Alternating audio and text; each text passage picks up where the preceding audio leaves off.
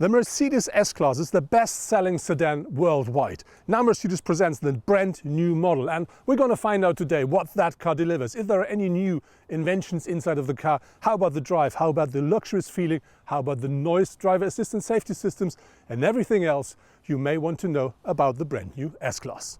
My S500 is featuring a 3-litre 6-cylinder petrol engine, and that delivers 435 horsepower, 520 newton meters of maximum torque, and it's combined with a 9-speed automatic gearbox and delivers the power to all the 4 wheels.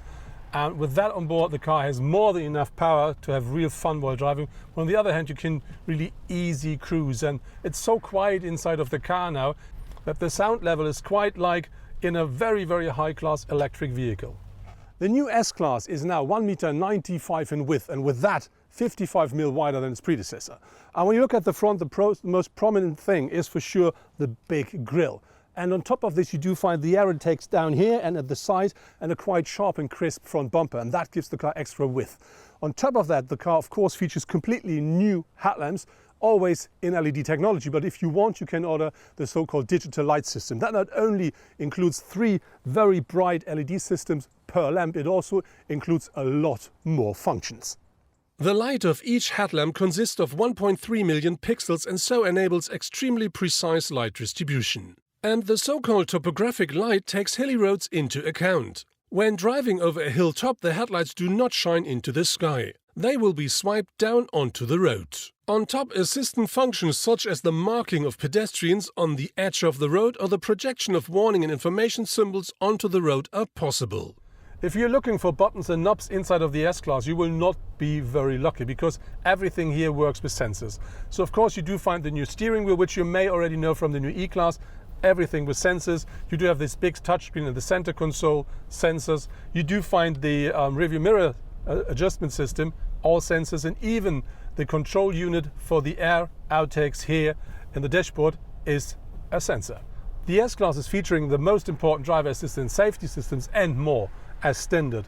But of course you can order a lot more if you want, and at the end of the day, if you take everything, the car is able to nearly drive on its own. As soon as the legal base has been created, the S-Class will drive completely autonomously on suitable motorways up to a speed of 60 km per hour. And for the first time, the driver will be allowed to focus on other things and hand over the responsibility to the car. This step is planned for the second half of 2021. As the predecessor, you can order the new S-Class in 2 different lengths. And the new short version is now 5.18 m, which makes it 54 mm longer than its predecessor.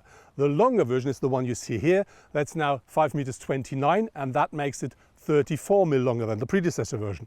And when you talk about the height of the car, that's very similar to the predecessor. It's only 1 centimeter more, because the car now is 1.50 m high. Looking at the design and the shape of the car, this car now features, as the predecessor, the typical beautiful shape of a big sedan.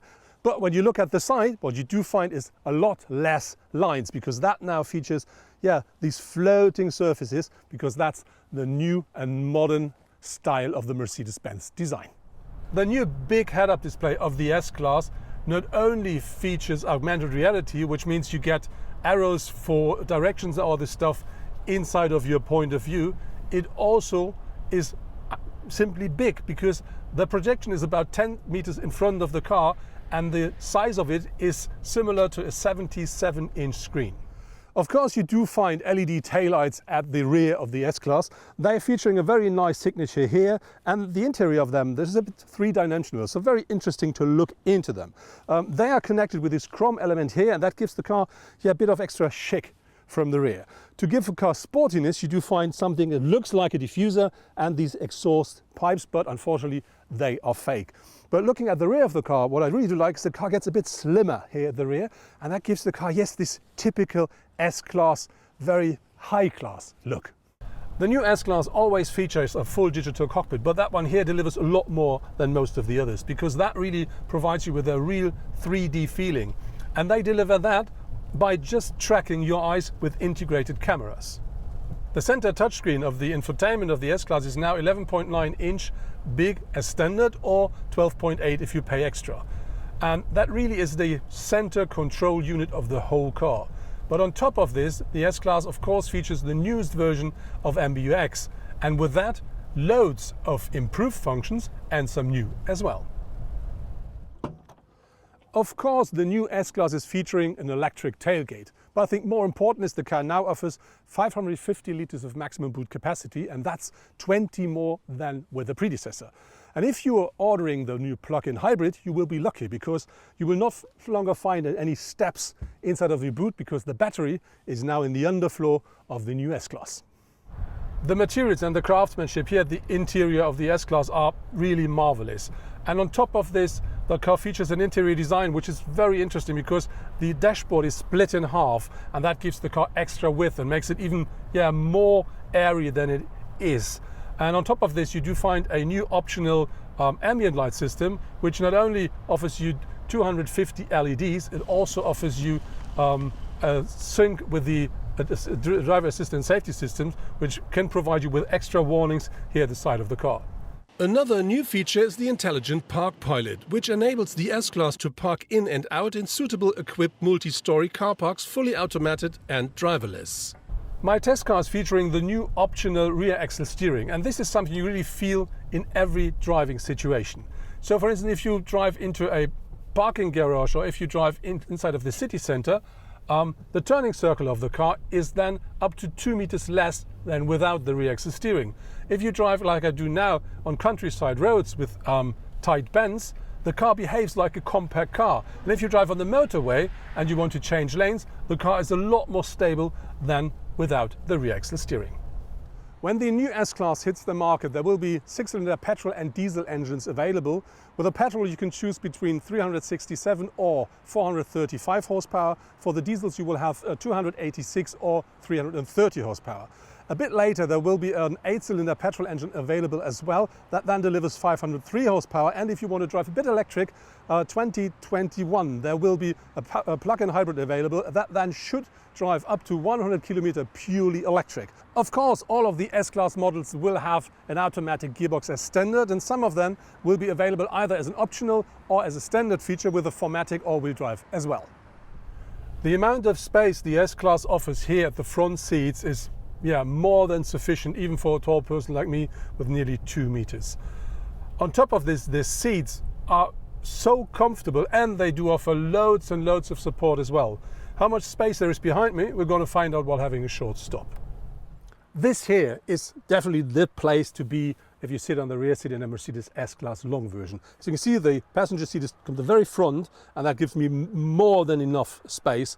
And there are two things I really do like a lot with the new S-Class. One thing is you will not only find a big touch monitor for each of the passengers, you will also find a tablet inside of the car, which you can take away, so with you when you leave the car.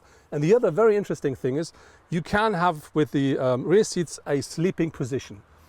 But normally by law, you're not allowed to be driven while having this position. And this is a bit of a pity because that's very comfortable. But with the Mercedes S-Class, you're now allowed to do so because they integrated something in the seat that is similar to, I would say, an airbag system. So it's an air cushion that will press you into the seat and into the belt whenever you will have an impact. And with that, you're allowed to, let's say, have a cozy night in the S-Class while you've been driven. Something I don't like is the new system to adjust your seats, because that now works with sensors as well. And this is now no longer as easy and as precise usable as with the predecessor. So now my test drive is about to come to an end, and I really have to say what will stay is how comfortable, how easy the drive in the new S-Class is. One reason for that is how quiet the car is, and on the other hand, how good the suspension and the steering are working. That's because they really provide you with loads of comfort. And then there is the powertrain. It is very easy, very quiet, and it always tells you, I do have power enough when needed, but if you don't, we just enjoy the drive. And then on top of this, you have this surround view in the car, which really is absolutely nice, and these big roof windows, which really provides you with a very nice and very cozy environment. And at the end of the day, what really stays is driving that car really gives you the S-Class feeling. That was my test drive in the brand new Mercedes S-Class. And to make a long story short, I think Mercedes delivered again. This is the benchmark when we talk about comfort and security in the future, or let's say from now on. To drive the new S500 was a real pleasure, and that's not only because of the powertrain.